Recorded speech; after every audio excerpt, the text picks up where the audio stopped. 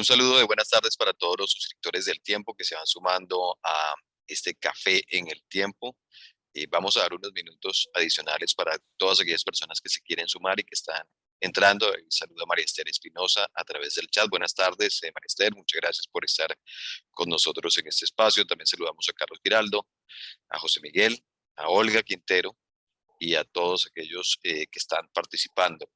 No hemos empezado el ejercicio, pero les recuerdo que ustedes pueden participar en esta charla. Hoy vamos a tener a Armando Neira, es nuestro editor político del diario El Tiempo, un hombre con varios años de experiencia en el periodismo y con una biblioteca envidiable que ustedes ven ahí en el fondo.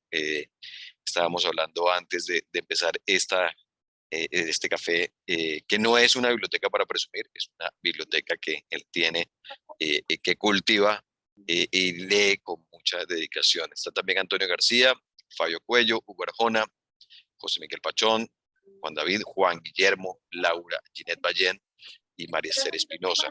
Todos bienvenidos, ya tenemos 22. Y como ustedes saben, ahí está Marcus, quien ha encendido su cámara. Bienvenido Marcus también. Como ustedes saben, la dinámica es que este es un espacio para ustedes, creado para los suscriptores del Tiempo. Tienen la oportunidad de hablar de 5:30 a 6:30 con Armando Neira sobre los retos que va a tener el presidente Gustavo Petro en el segundo semestre de este año. Estamos en el meridiano, podría decirse, justo en la mitad del año. Mañana termina el mes de junio, empieza julio y bueno, en 20 días arranca el Congreso de la República. El presidente cumple su primer año de mandato el 7 de agosto y tendrá una agenda pues importantísima para desarrollar en este segundo semestre. Así que un saludo para Armando Neira. Armando, bienvenido. Muchas gracias por estar con los suscriptores del Tiempo en este espacio, Un Café en el Tiempo, hablando de este tema tan importante. Hola José Antonio, un saludo para ti y especialmente un saludo para todos los suscriptores del periódico. Esto es una maravilla. Como decía José, yo tengo algunos años, yo me inicié como periodista en El Tiempo, luego fui de algunas vueltas en otros medios de comunicación, he vuelto al periódico hace unos años y nosotros en el periódico antes quedamos un poquito como en la incertidumbre porque hacíamos el periódico, se cerraba el periódico, se mandaba a imprimir y nos íbamos tranquilos para la casa y no sabíamos, no había una comunicación, en ese momento se llamaba el correo del lector, que llegaban los mensajes a través de las cartas, pero no teníamos este privilegio de poder conversar con nuestros usuarios, con los lectores, que son para las personas para las que quienes trabajamos. Entonces es maravilloso que la tecnología nos dé esta oportunidad y haya cambiado tanto esto, los medios, y ahora podemos tener en directo quienes nos leen y escucharlos, ¿no? Que es muy importante. Muchas gracias, Armando. Entonces vamos a comenzar de una vez con nuestra charla premiando a los primeros suscriptores que han llegado a nuestra sala virtual, atendiendo la invitación que hemos hecho para hablar de este tema de los retos del presidente Gustavo Petro. Vamos a hacer una conversación franca, una conversación que esté alejada, digamos, de apasionamientos y de posturas eh, que de alguna manera molesten o incomoden a algunos de los suscriptores. De lo que se trata es de una charla de amigos, una charla muy comedida, muy tranquila, de mucho análisis para que ustedes pues sigan haciendo, por supuesto, todos los juicios de valor y todas las evaluaciones de la administración de Gustavo Petro. A nosotros pues no nos compete mucho hacer como juicios o juzgamientos sobre su gestión, sino describir, analizar e informar lo que él está haciendo. Así que, pues Armando, no sé, De participantes. sí, ahí están, hay varios participantes. Aprovecho entonces para decirles que ustedes pueden hacer preguntas a través del chat. Ahí en el fondo de la pantalla está el chat para que ustedes escriban sus preguntas o pueden levantar la mano, activar su cámara y hacer las preguntas, formular las preguntas para Armando. Lo importante es que las preguntas no se conviertan en discurso, porque como es una horita, tenemos que aprovechar al máximo a Armando, que después de este ejercicio tiene que ir a escribir las páginas del Tiempo que se van a encontrar mañana en el impreso y por supuesto las páginas que ustedes pueden encontrar en tiempo real en la edición digital. Bueno, Armando, empecemos entonces. Como para calentar un poquito el ambiente y darles oportunidad a los suscriptores, estos primeros 6 meses, no los 6 que vienen, ¿cómo se podrían evaluar para la administración de Gustavo Petro, como para abrir un poquito el compás temático de lo que queremos analizar durante esta charla de más o menos 54 minutos que nos quedan. Pues el presidente Petro cumple 10 meses en el gobierno, inició con una favorabilidad del 54% más o menos. Las últimas encuestas, que la encuesta de Inbamer publicada ayer, muestra una desfavorabilidad de 60 puntos, un negativo de 60 puntos más o menos, que coincide con las encuestas que se han publicado recientemente. Tiene un 30% de apoyo, es decir, que tiene una imagen más negativa que positiva en este momento, y entró como una locomotora en el primer semestre de la legislatura. Hizo una coalición con los partidos no petristas, el Partido Conservador, el Partido Liberal y la U, y con esto tenían 74 senadores, lograron pasar unas reformas en el Congreso muy importantes, sobre todo la reforma tributaria, que le permite obtener más o menos 20 billones de pesos anual. Eso le da casi 80 billones de pesos en los 4 años de gobierno. Y llegó este semestre, el presidente fue a un viaje al sur del país, y en la noche llegó y puso a través de un Twitter un mensaje en el cual enterraba la coalición de gobierno. Decía que por los directores de partido no se podía seguir en la coalición, la sepultó, y desde entonces entró con muchos tropiezos. Presentó las reformas sociales, que básicamente son la reforma pensional, la reforma de la salud y la reforma laboral, las cuales en ninguna pasó. Entonces empezó como una planadora y terminó como un carro que ha habido necesidad de empujar, para ponerlos en una metáfora automovilística, para decir más o menos, el presidente está en este instante, para los que viven en Bogotá o en Las Palmas, los que viven en Medellín, las personas, bueno, ya los trancones son en casi todas las ciudades. Estamos en un trancón legislativo, las reformas no avanzan, van a paso muy lento, y el presidente pues tendrá que hacer un esfuerzo muy grande si quiere pasar sus reformas sociales. Mientras que no tenga el apoyo de otros partidos, no hizo nada. Le va a costar mucho trabajo. Y le volvió a dar otra vez, meses, el médico, no, se lo van a poner, le van a poner otro. Así llegamos a los 10 meses de gobierno, con un semestre que pinta, es un semestre atípico, porque vienen las elecciones regionales en las cuales vamos a elegir 1.102 alcaldes. De pronto se alcanza a Belén de Bajirá, que pasa a ser municipio, serán 1.103 municipios en Colombia. Los 32 departamentos tendremos elecciones, y los congresistas tienen la mirada puesta en el Congreso, pero un pie ya puesto en la campaña electoral, y así que le va a costar más difícil. Estas son unas elecciones, son regionales, son elecciones, elegimos nuestros alcaldes, nuestros gobernadores, nuestros concejales, nuestros ediles. No son elecciones presidenciales, pero los presidentes siempre toman esto como una medición, porque es la medición real que dan la gente en las urnas de cómo les ha ido, y depende de las elecciones, sobre todo en las grandes 5 ciudades, ¿no? En Cali, Medellín, Bucaramanga, Barranquilla, el resultado que lo tenga va a tener como ahí ya no hay encuesta que valga, sino que va a ser la decisión de la gente, que le va a decir apoyamos o no apoyamos a sus candidatos, y va a haber como un corte de cuentas este 29 de octubre. Es así que así le espera este segundo semestre, cuando se cumple su primer año en el gobierno, el primer año de un gobierno de izquierda en Colombia. Bueno, ahí hay un abrebocas inicial, un análisis de, bueno, los 10 primeros meses, como ha mencionado Armando Neira, de la gestión del presidente Gustavo Petro. Lo ha cruzado también con la calificación que se hace de manera continua a través de las encuestas de opinión, resaltando uno de los mayores porcentajes que se refleja en los diferentes sondeos. Y también ha puesto al presidente, digámoslo así, en el balcón de la Casa de Nariño, como si Gustavo Petro se estuviera asomando y mirando al horizonte, para detallar algunos de los temas que tendrá que enfrentar en este segundo semestre. No sé si algunos de nuestros suscriptores ya quieran formular una primera pregunta, activar su cámara, activar también su micrófono, y pedirle a Armando que responda a alguno de los interrogantes que ustedes tengan. Están hoy un poco tímidos, veo que algunos están saludando a través del chat, algunos blogueros del tiempo y también de suscriptores del tiempo, pero es el momento entonces de activar la cámara y formular las preguntas. Los invito cordialmente para este ejercicio.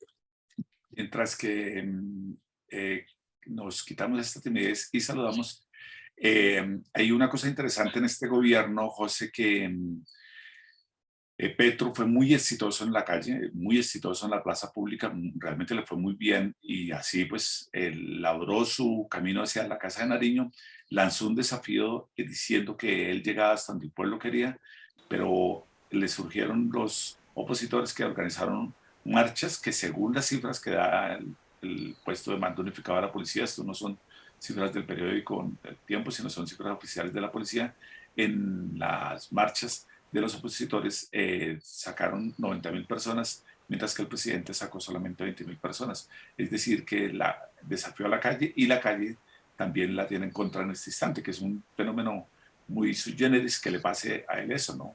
Porque Sí. él era muy exitoso en las calles, las manifestaciones en la campaña realmente eran muy masivas, pero ahora tiene la oposición en contra en la propia calle. Y fíjate que has mencionado que había que romper con la timidez y ya Fabio Cuello ha levantado la mano a través de la sala virtual y va a activar su cámara para formular la primera pregunta. Fabio, bienvenido, muchas gracias por estar en el Café en el Tiempo. Cuéntanos cuál pregunta tienes para Armando Neira, editor político del Tiempo. Todavía tienes tu micrófono en mute, tienes que activarlo. Gracias, Fabio, muy bien. Adelante, buenas tardes y bienvenido. Bueno, José Antonio, buenas tardes Armando y a todos los que nos acompañan esta tarde. Señor Fabio, Bueno, buenas yo tardes. soy bloguero del Tiempo y ahí he escrito algunos blogs sobre la situación que estamos, tratando de ser lo más objetivo posible. Como una crítica constructiva, pues no sé qué tan objetivo estén siendo las noticias en el Tiempo, en el sentido de que cada vez lo ve uno más orientados a ser un poco gobiernistas. Y lo digo en los siguientes aspectos. Por lo menos primero la reforma de la salud. Una de las reformas pues que más temor le tengo y que lo digo con conocimiento de causa porque fui consejero del Consejo Superior de Salud y conozco la ley de salud. Y la ley de salud que tenemos nosotros pues es casi que perfecta. El problema de la ley de salud es que no la cumplen. Entonces, si tenemos una ley perfecta que no cumplen, ¿para qué quieren hacer una imperfecta que tampoco van a cumplir o que cumplan lo que les conviene? Y resulta que todas las, participé en el foro en que participó el ministro atendí el foro en el que participó el ministro de Salud y él dice que queremos arreglar esto, esto, esto y esto. Y uno ve la reforma que presentan y no hay un solo punto que arregle lo que él dice. O sea, que hay un discurso que presenta la reforma de salud para arreglar unas cosas, pero si se van a la letra de la reforma, no las corrige. Entonces, y no veo que en el Tiempo alguien diga, mire, ustedes dicen que a partir de la fecha que salga la reforma, les van a dar especialista el día que llamen, por la tarde lo atiende el especialista. Y eso no se puede hacer con una ley y tampoco en la ley dice cómo hacerla, por decir alguna cosa. El segundo punto muy corto es la convocatoria de Petro. No han sido exitosas y no se les ha dado el cubrimiento de que no han sido exitosas, de que él salió al balcón, pero enfrente del balcón no había nadie. Y la tercera, lo que acaba de mencionar Armando, de que él pronunció en el discurso en uno de los discursos del balcón, ya para terminar, que él va hasta donde el pueblo quiera. Y resulta que, como dice José Antonio y como dijo Armando, hubo dos manifestaciones bien grandes, las manifestaciones de la Reserva de la Fuerza Pública y la manifestación última que hubo, en donde claramente el pueblo le dijo no queremos reformas. Entonces, si él quiere ir hasta donde el pueblo quiere, el pueblo no quiere la reforma. Gracias. Muchas gracias a Fabio y a sus comentarios. También pues recibimos con mucho agrado y respeto todas las críticas que ha hecho al periódico El Tiempo. Por supuesto, ustedes son nuestro grupo más importante de lectores y aceptamos todas las críticas con el mayor respeto. Armando, nos ha centrado Fabio en el tema de la reforma a la salud, que es un tema bastante espinoso. Entonces, ¿qué podríamos añadir en el análisis que estamos haciendo esta tarde? Nosotros en el periódico hemos tratado de ser lo más precisos posibles en la información y hay consenso en todos los sectores, entre los sectores de oposición y los sectores del gobierno, que debe haber una reforma para atender las poblaciones rurales y para atender y para que los médicos y el personal de salud sea mejor pago. Eso es lo que hay el consenso. Claro, hay unas diferencias notables y unos puntos de vista en los que no están de acuerdo, que el Partido Liberal, por ejemplo, dice y afirma César Gaviria que ellos no van a poner en riesgo una salud que hemos construido con sus problemas, pero que ha sido más o menos bien cimentada en los últimos 30 años. En la presidencia, sobre todo la ministra Carolina Corcho tiene otro concepto. Nosotros tratamos de recoger las opiniones de todos, de nosotros en el periódico, en eso sí casi somos milimétricos en la parte informativa.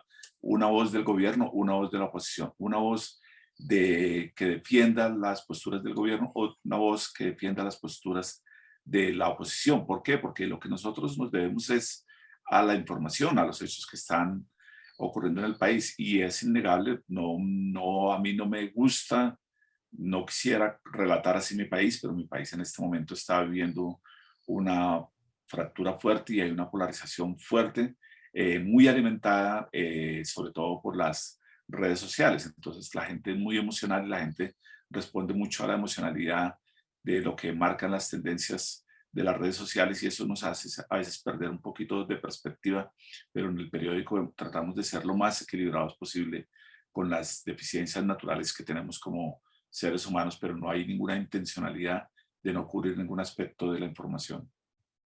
Gracias, muchas gracias, Armando. Creo que Carlos Giraldo está en Medellín. Él dice que no tiene la opción de activar o pedir el turno de la palabra a través del celular.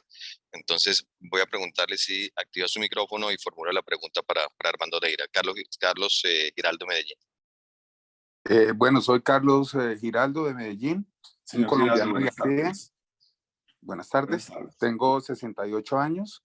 Sí, señor. Me tocó, cuando estudiaba en Bogotá, conocer un poco toda la genealogía del M-19 en los años 70.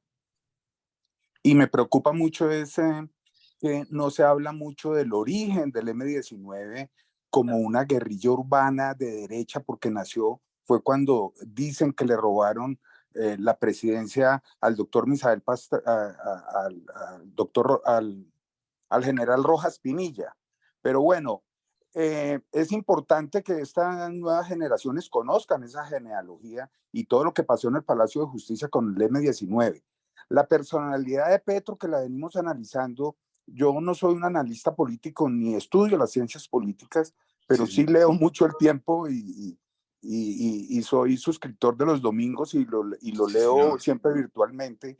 Me preocupa es de que veo a un presidente que cada vez se va a radicalizar más, y esa radicalización, les pregunto si va a llevar al presidente a que no haya concertaciones y que finalmente lo que yo veo con el discurso que dijo en Francia, hilándolo, es de que nos va a dejar en manos de la guerrilla, o sea, nos va a dejar en una guerra que si no le pasamos estas reformas, entonces el país va a entrar en una guerra, y una guerra mucho más profunda, con un país lleno de droga y lleno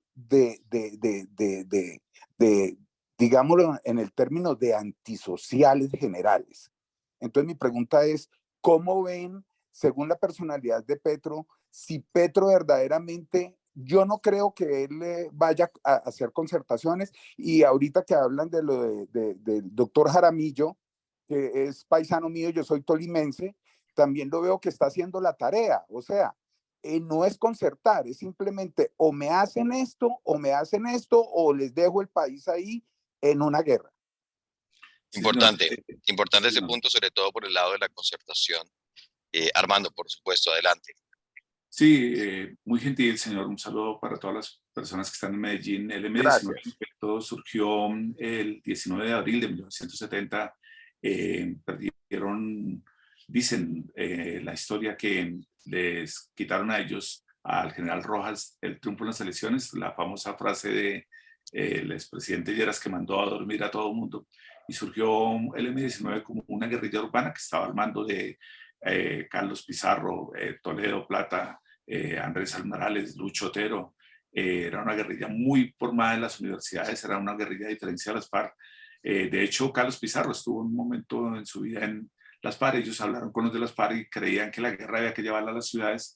Los de las FARC dijeron que no, que ellos seguían en el campo, en una guerrilla más rural.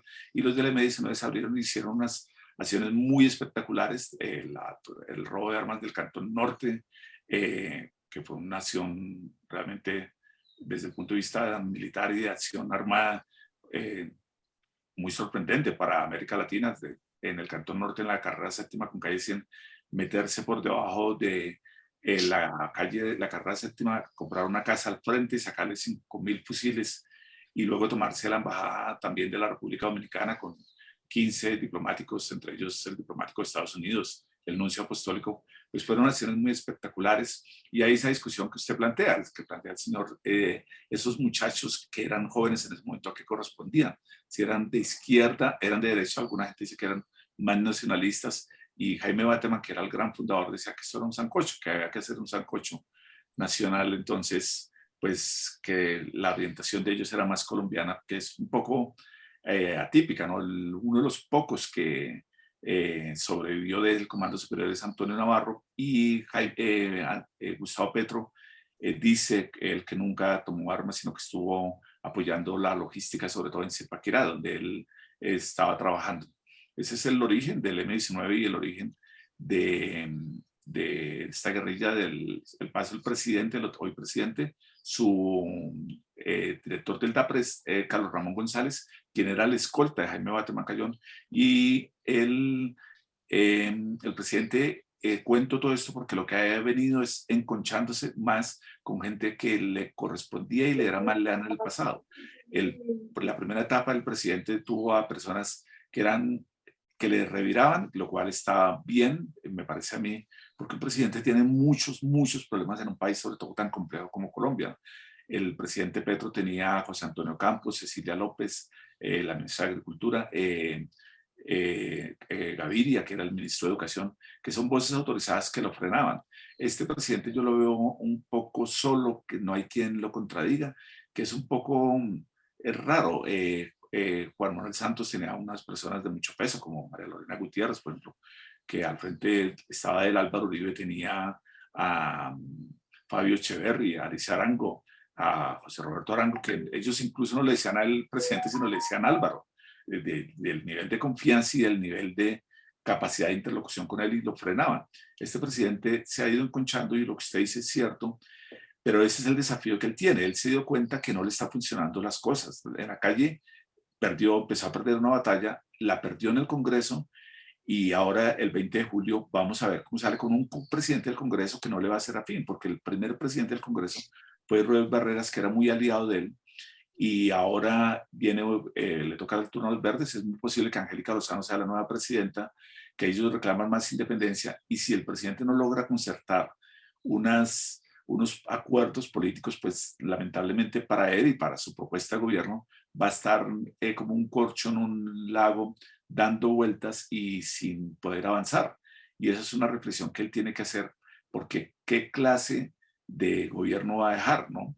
Hay senadores como Humberto de la Calle que le piden que concerte más para que modernice el país, para que existan las reformas que él dice, y no para que polarice más. Pero es una decisión que él es el que la tiene que tomar, ¿no?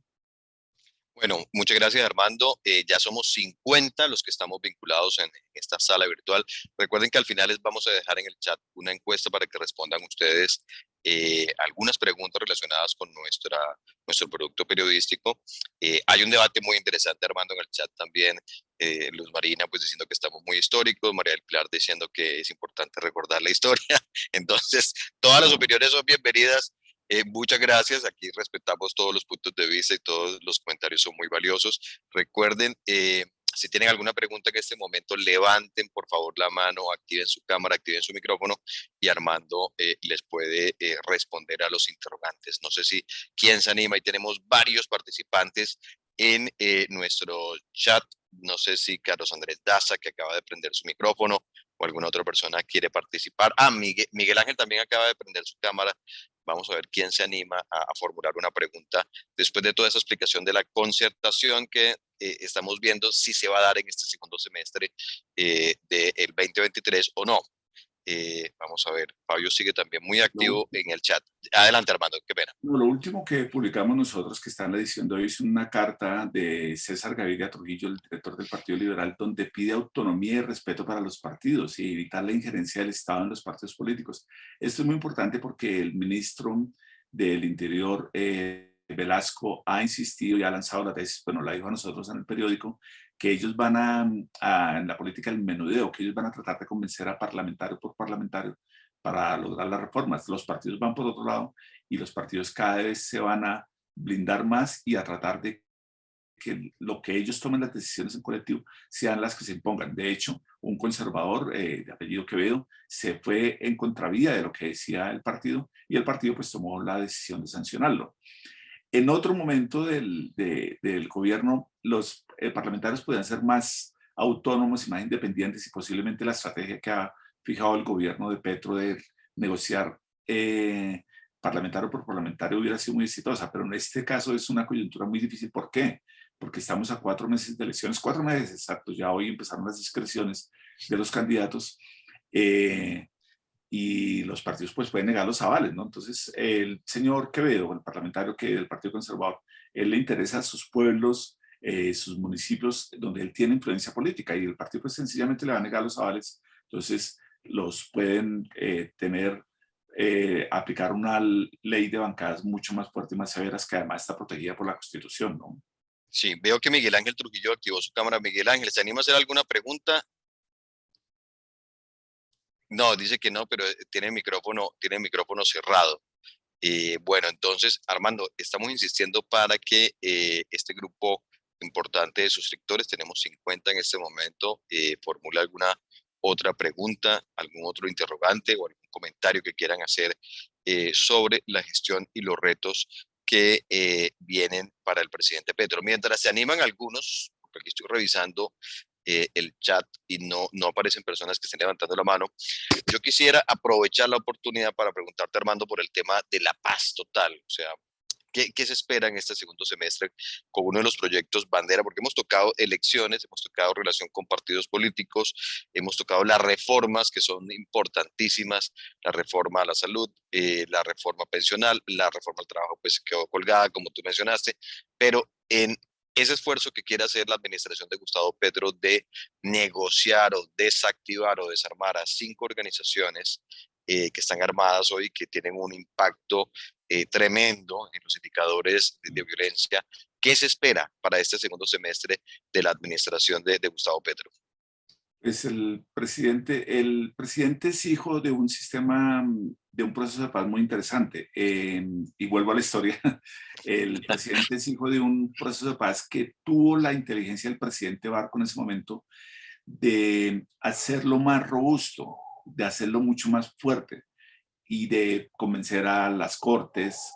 Habló mucho con la prensa, habló mucho con la sociedad, de tal forma que cuando se firmó el acuerdo de paz con el M-19 y pasó una cosa terrible, que fue el asesinato de Carlos Pizarro León Gómez, el proceso siguió. Estaba tan blindado que el proceso siguió, porque el presidente lo que había hecho era hacer un blindaje para que la cosa funcionara bien.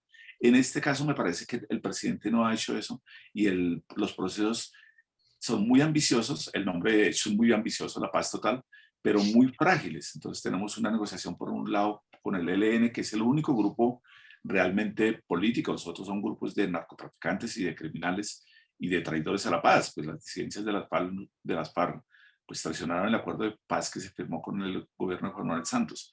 Entonces es un proceso muy fragmentado y muy vulnerable, con muy difícil blindaje para que funcione bien. Si vamos a entrar en ceses al fuego bilaterales con cada una de estas organizaciones, el Estado colombiano va a tener muchas dificultades para poder garantizar la seguridad de los ciudadanos. Un hombre va armado en un pueblo, ¿cómo va a identificar el militar o el policía que ese pertenece a tal grupo o a otro grupo?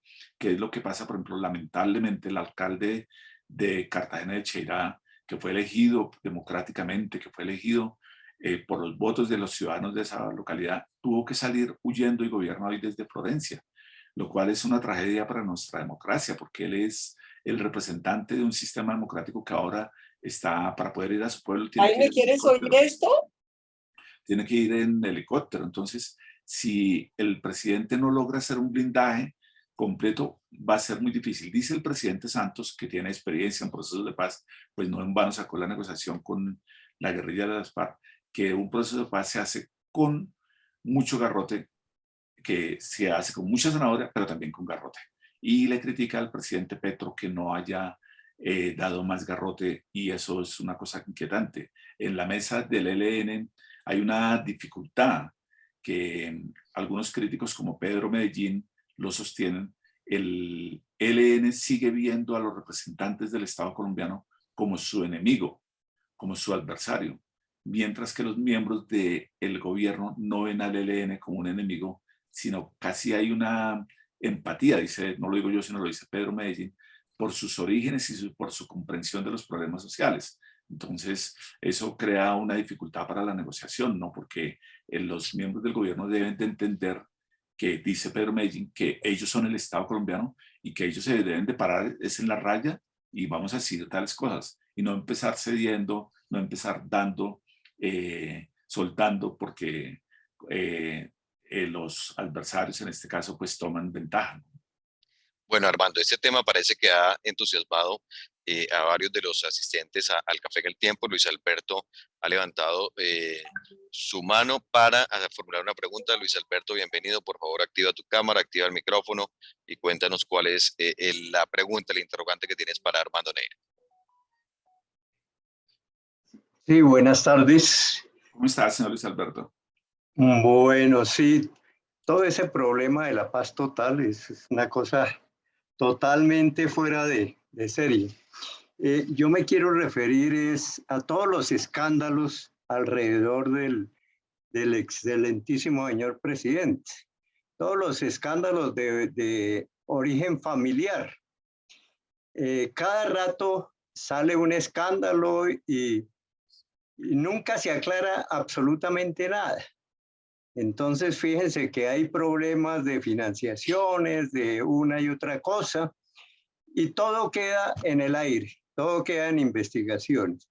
Ahora, el problema que tiene con el señor Benedetti, qué cosa tan terrible que no se entiende cómo es posible que después de haber renunciado el señor, el jefe inmediato se lo acepta y nombra su reemplazo en el término de 2 horas, 2 o 3 horas, y ahora hacen todos esos cambios para efectos de determinar que no, que tiene que quedarse hasta el 19 de julio.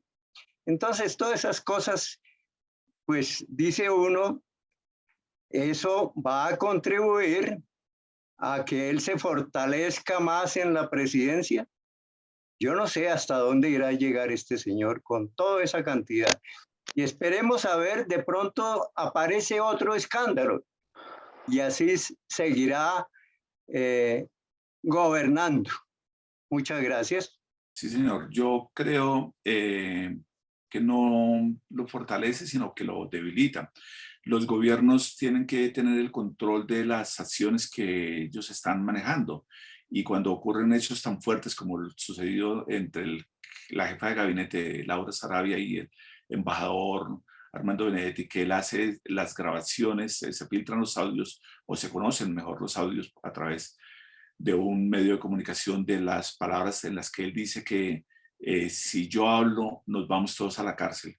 El gobierno tiene que tomar una reacción de inmediata, que fue lo que pareció que había ocurrido, que el presidente en una unidad militar dice que su jefa de gabinete y su embajador se retiran para que nadie va a pensar que mientras que están en el cargo puedan incidir en las investigaciones, y de inmediato nombran otro embajador y sucede que esto no ha ocurrido. Armando Benedetti se va para Turquía, se va para Estambul a ver la final de la Champions. Parece que no pidió los permisos reglamentarios y hace más o menos un mes que no va a la embajada. La Cancillería inició una investigación por abandono de cargo. Entonces lo que han creado es un ruido mayor, y eso, claro, tiene un impacto muy fuerte en el gobierno. Es probable que las encuestas que han ido en aumento y la imagen negativa del presidente y el hecho de que hayan salido tantas personas a las manifestaciones estén muy asociadas a estas situaciones, que los ciudadanos sienten que no hay transparencia de parte del gobierno, sino que todo es muy, muy casi surrealista, que es muy sorprendente porque no se entiende lo que está ocurriendo.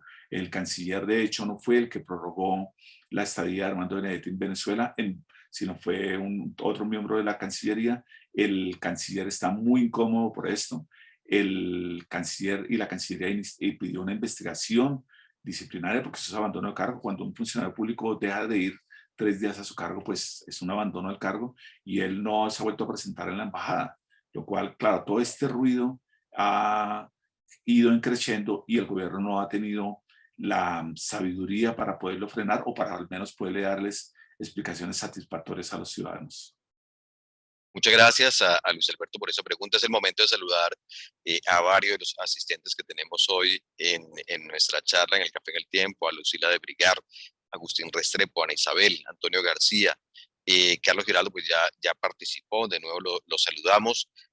También tenemos a Daniel, está Edgar Muñoz, David Franco, Darío Alfonso Méndez, está Elizabeth Rodríguez, Fanny Casas, Fernando Echeverri, Hugo Arjona, y está también Roberto, Gloria, Ángela María, Javier Gómez, José Luis, y hay una pregunta de Hugo Arjona en el chat. Armando dice: quisiera saber cuál es la opinión del conferencista en relación con lo que ocurrirá, ahí se me acaba de perder, en el segundo semestre del 2023 con la gobernabilidad de Gustavo Petro. Esa es la pregunta que nos hace Hugo Arjona. Armando. Sí, señor Arjona, buenas tardes. Todo depende del presidente. Si el presidente tiende puentes y logra armar la coalición o una coalición más o menos parecida a la que tuvo en el primer semestre, es muy probable que el presidente logre sacar las reformas que él pretende hacer. El presidente, entre tanto, ha insistido en que las reformas van porque van. De hecho, en las últimas horas en La Guajira dijo: aquí empezó mi reforma a la salud, que está muy bien como discurso, pero es que las leyes se resuelven en el Congreso. Entonces, si el presidente no logra amarrar algunos acuerdos con partidos que piensen distinto a él y armar una coalición de gobierno, que eso no sorprende.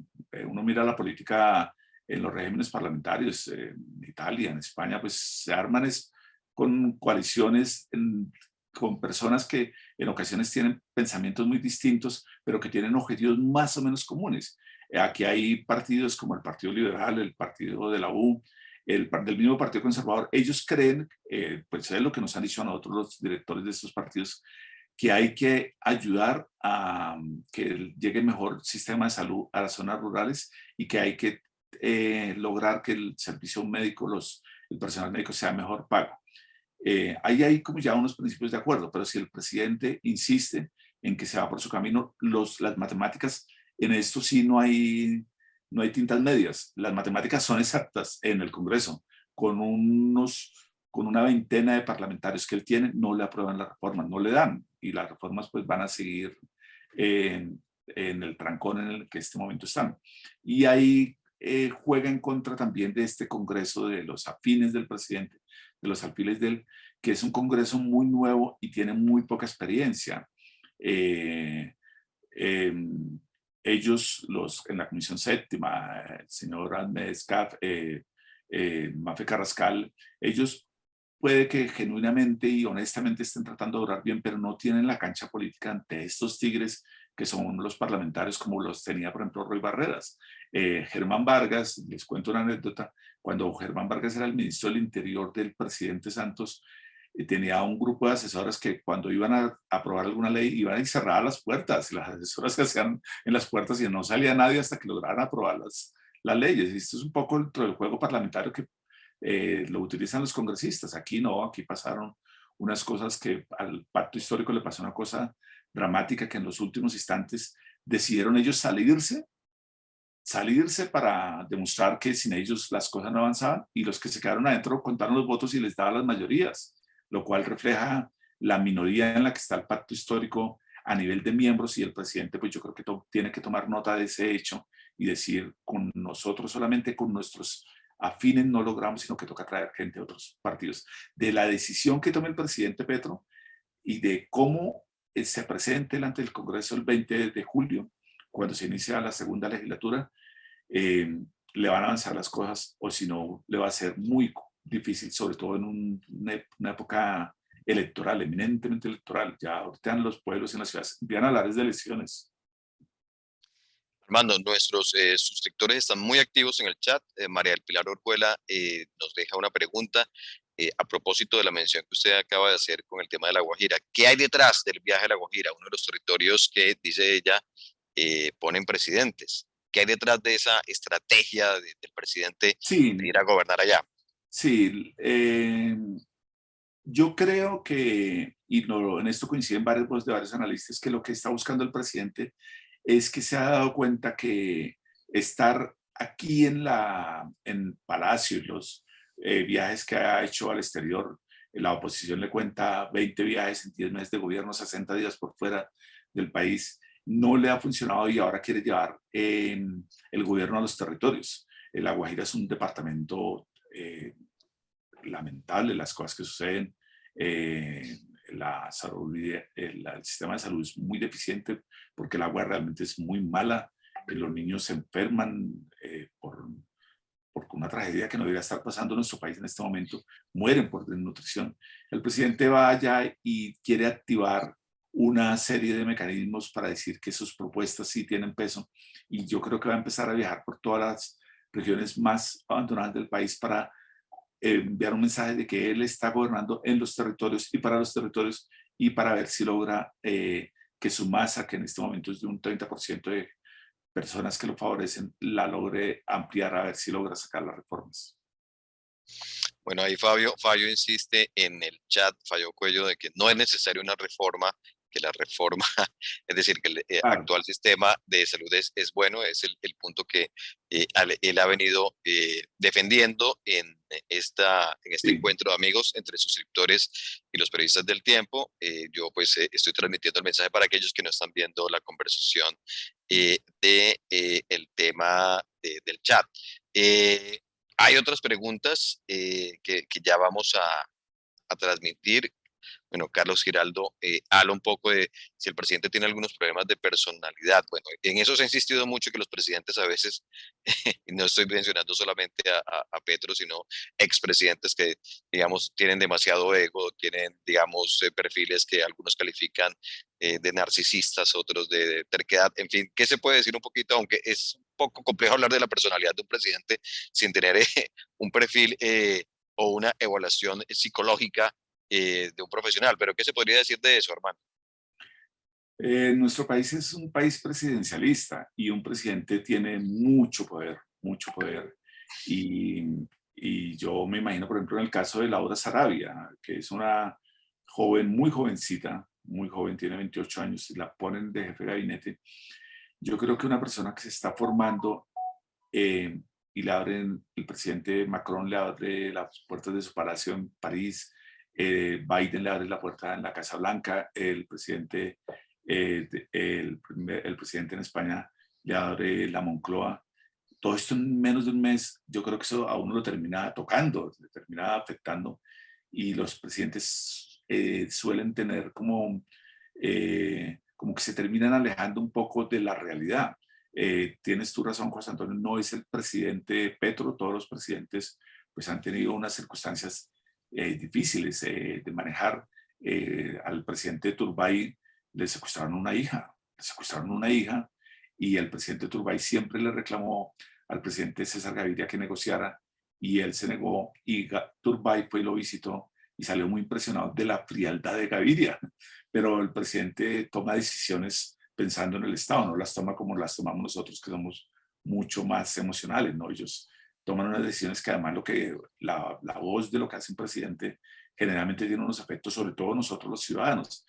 En este caso, en el caso del presidente Petro, yo creo que él tiene una circunstancia que él tiene un discurso articulado, no voy a decir si el discurso es bueno o es malo, sino que lo tiene muy bien articulado, pero eso no necesariamente se traduce en políticas públicas que son las que él está buscando. Entonces él dice, ya empieza la reforma de la salud, pero si no se concreta, pues le es muy difícil. Yo creo que eso lo debe estar afectando mucho, ¿no? Sí, Luis García tiene un comentario en el chat sobre Sí, las señor. asociaciones campesinas y guardias indígenas.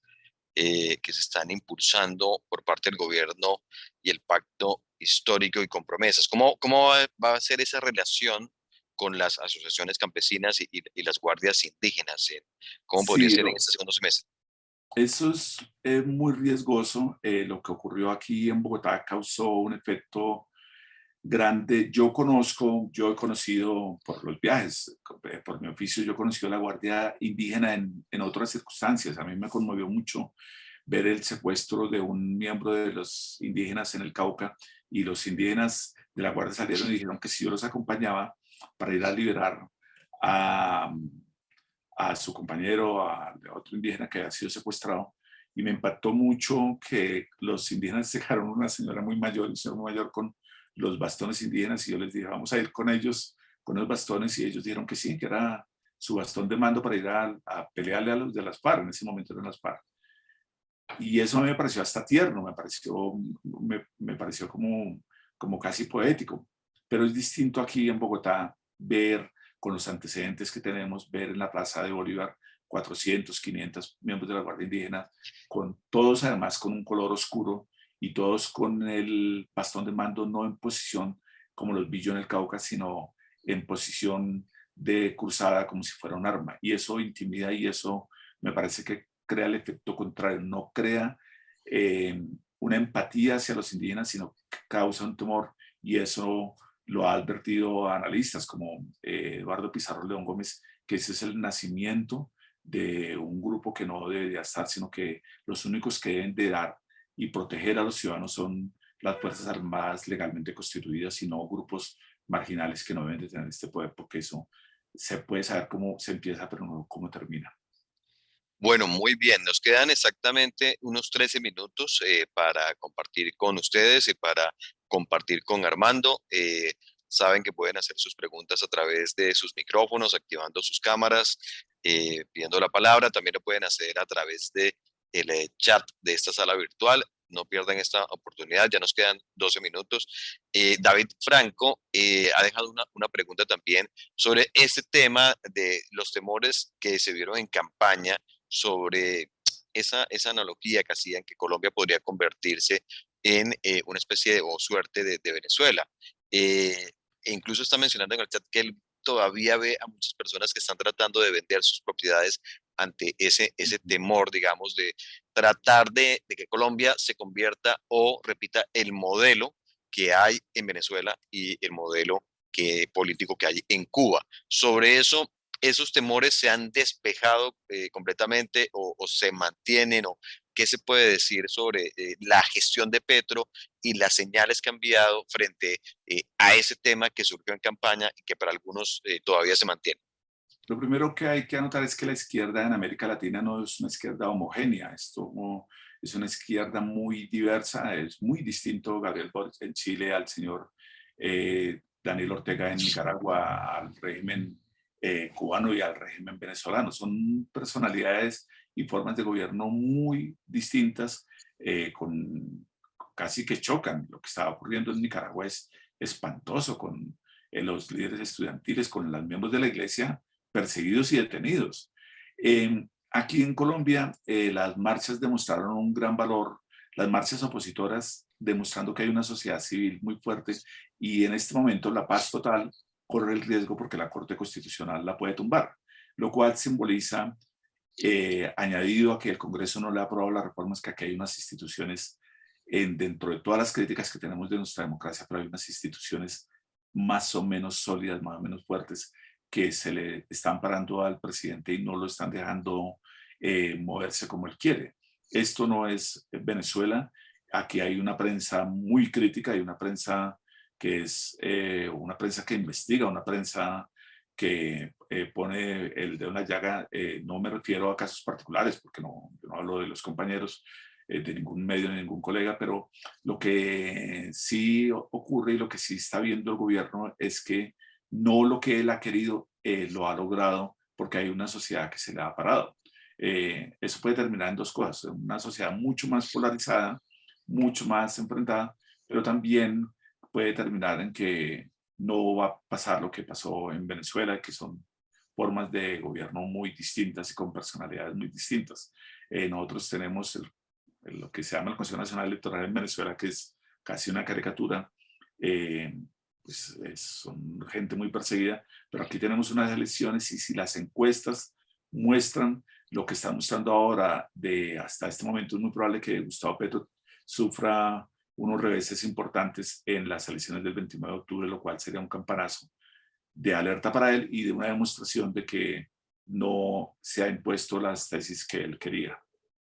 Y a propósito de elecciones, Armando, Olga Quintero deja una pregunta también en el chat, insistiendo en el tema de la concertación. Ella habla o pregunta por los escenarios futuros.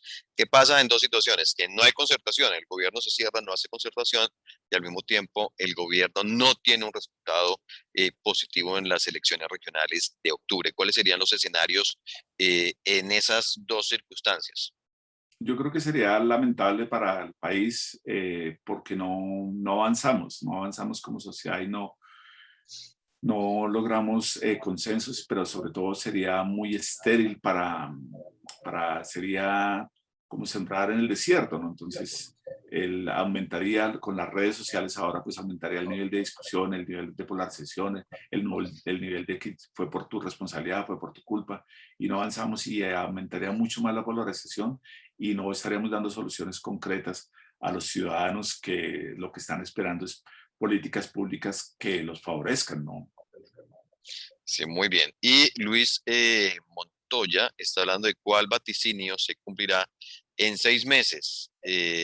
La inferencia armada de los beneficiarios de la paz total en las elecciones de octubre. Ese es un tema interesante, Armando, que se puede transformar en una pregunta a raíz del comentario de Luis Montoya y es, ¿qué riesgo hay de que estos 6 grupos o 5 grupos, perdón, con los que la administración de Petro quiere llegar a un acuerdo de desmovilización o de entrega de armas, de sometimiento a la justicia? ¿Qué riesgos hay de que puedan inferir o interferir mejor en las elecciones regionales de octubre? Es una preocupación grande de los gobernadores. El gobernador Aníbal Gaviria, el gobernador del Meta también por su parte han pedido y le están exigiendo al alto comisionado que obligue a los grupos armados que están en la negociación que no se van a meter en las elecciones, porque sería una tragedia, ¿no? Tratamos de pasar la página en el gobierno del presidente Santos de firmar un acuerdo de paz con la guerrilla de las FARC, que ellos entregaron 13.500 armas y se hicieron a un lado para que la gente pudiera hacer política legal. De hecho, Comunes pues ha estado cumpliendo los acuerdos del partido que se derivó de las FARC. Y que no ocurra esto sería una tragedia porque sería como si estuviéramos caminando de para atrás en nuestra historia. Sería una cosa que repetiríamos y sería una cosa lamentable. Yo creo que los grupos armados, además, si quieren demostrar una voluntad de paz real, deben de ser muy respetuosos con los candidatos y con las personas que aspiren y con los electores, ¿no? Con las personas que vamos a ir a las urnas, que el voto sea respetado así como se eligió democráticamente, porque eso hay que decirlo, al presidente Petro y al Congreso que tenemos. Hay un tema que ha escapado de pronto de esta conversación de amigos que sostenemos hoy en el Café en el Tiempo y es el tema económico, hermano. Sabemos que, bueno, por información de la sección de Economía del Tiempo, el precio de la gasolina en diciembre va a estar altísimo, alrededor de los 16.000, hoy está entre los 10.000, 11.000, Sí. no recuerdo la cifra exacta, pero ese tema del precio de la gasolina, la inflación, el tema del desempleo, ¿qué retos va a tener el presidente que enfrentar en ese campo? Claro, los analistas creen que eso va a ser tal vez lo más difícil y es el mayor problema que tiene en este momento el presidente porque es lo que golpea el bolsillo de los ciudadanos, ¿no? Es un fenómeno global, también hay que decirlo, ¿no? Después de la pandemia se creó, y esto es la repercusión de lo que pasó en este instante, una inflación global, pero si el presidente no logra contener, no logra detener esta inflación de 13 puntos, que es una tragedia para todos, porque es que nosotros las familias lo vemos es en el supermercado, cuando estamos pagando el mercado, eso va a ser un dolor de cabeza para la popularidad del presidente y para su gestión, porque la gestión de un presidente con una ciudadanía inconforme es muy incómoda y un país que además tiene una dificultad enorme donde no se creen nuevos plazas de trabajo, donde no se creen nuevas empresas, y que este presidente tiene una particularidad que ha mostrado, y algunos de sus alcaldes han mostrado como un rechazo hacia las empresas. Es una cosa que sorprende, porque lo que debería de estar es construyendo puentes para poder edificar más tejido social y más tejido empresarial para que haya más empleos, ¿no? Muy bien, y creo que estamos llegando ya al final de nuestro café. Hay una pregunta de Manuel Cuervo. Manuel Sí. acaba de levantar la mano, entonces le pedimos a Manuel que active su cámara, active su micrófono y formule la pregunta que tiene para Armando. Manuel, bienvenido, muchas gracias. Vale, gracias. Yo quisiera hacerle una preguntita a Armando y es lo siguiente.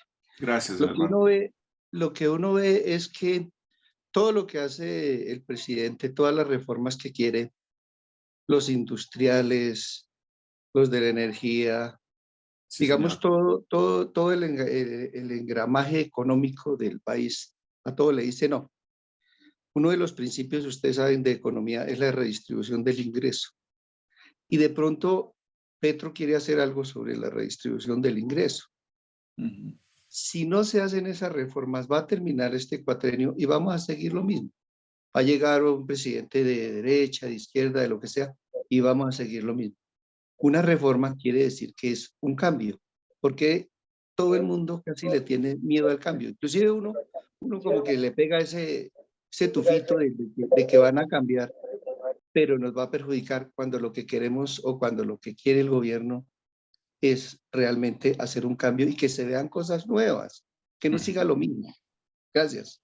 Sí, señor. Eso es lo que sostiene el presidente, y él dice que quiere hacer las reformas para ese tipo de personas que son más vulnerables, ¿no? El presidente Petro siempre pone un ejemplo que es la señora de los tintos.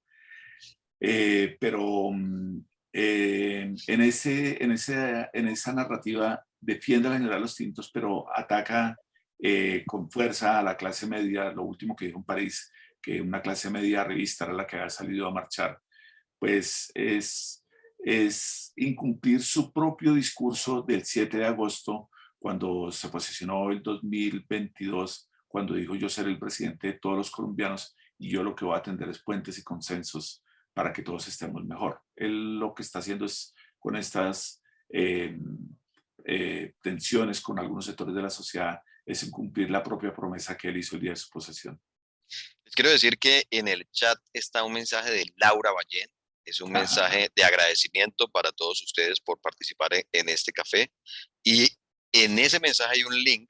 Ustedes hacen clic ahí y les va a desplegar una encuesta que es muy importante para nosotros sobre las opiniones que ustedes tienen de este ejercicio. Así que por favor no se vayan sin descargar, sin activar ese link para descargar la encuesta y resolverla, porque es muy importante. Como les digo, ustedes son los lectores con los que tenemos una mayor relación, una relación constante, y la evaluación y comentarios que ustedes hagan sobre ese ejercicio y sobre el producto que a diario les llega a ustedes, pues es supremamente importante para nosotros.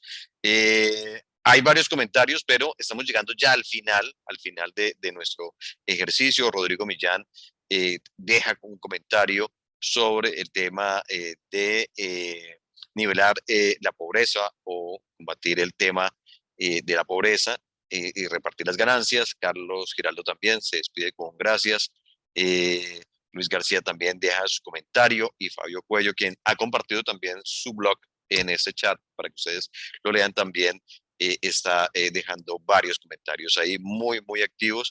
Quiero agradecerle a Armando Neira por su participación, pero también les quiero agradecer a ustedes por esta cita. Recuerden que la cita es el último jueves de cada mes, así que el último jueves del mes de julio también nos vamos a ver aquí en nuestra conversación mensual. Vamos a anunciar el tema con antelación para que ustedes estén supremamente conectados, sigan consumiendo la información del tiempo, participando con nosotros, leyendo nuestras historias, nuestros análisis, enviando mensajes, criticando nuestro trabajo. Nosotros estamos abiertos a todas las críticas. Y Armando, muchas gracias por tu participación, por estar aquí con los lectores. Sé que tienes que ir a escribir los análisis para la edición de mañana y para la edición de esta noche en digital. Muchas gracias por tu presencia, Armando. No, José, como lo dije al principio, es realmente maravilloso poder tener una comunicación con los las personas que nos leen, eso es fantástico porque como lo narré al principio, nosotros cuando hacíamos el periódico, que dependíamos solamente del papel, nosotros cerramos el periódico y nos íbamos a ver fútbol. Ya no podemos hacer eso. Ahora seguimos conectados. Ahora Y esta noche juega su equipo Millonario, o sea que usted no puede Sí, ver sí. a Millonarios. Muy bien. A Luz Marina también Muchísimas muchas gracias por el mensaje. A María del Pilar Orjuela también muchas gracias. A Hugo Arjona, Olga Quintero, todos aquellos que han expresado de alguna u otra manera, Fabio Cuello y a los demás, mis agradecimientos. Ustedes saben que pueden seguir conectados con nuestro ecosistema informativo a través de la aplicación del Tiempo, la aplicación nativa, quiero decir, en teléfonos móviles también pueden encontrar la información, en la web también pueden encontrar, o mañana muy temprano, como el pan caliente, como cuando Armando y yo empezamos en este oficio, van a tener la edición ahí calientica del Tiempo. Muchas gracias, nos vemos dentro de un mes. Armando, chao.